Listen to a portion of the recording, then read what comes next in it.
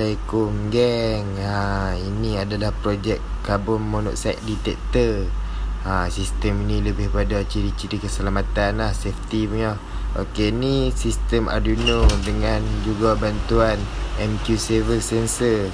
Portable ni juga dikhaskan untuk lebih kepada kereta dengan capaian supply 12 volt terus daripada bateri dan juga hardness negatif.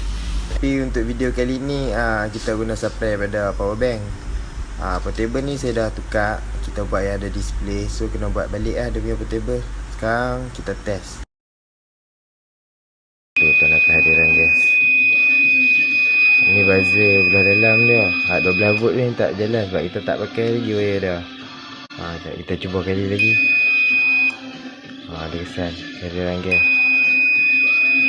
Lagi lama.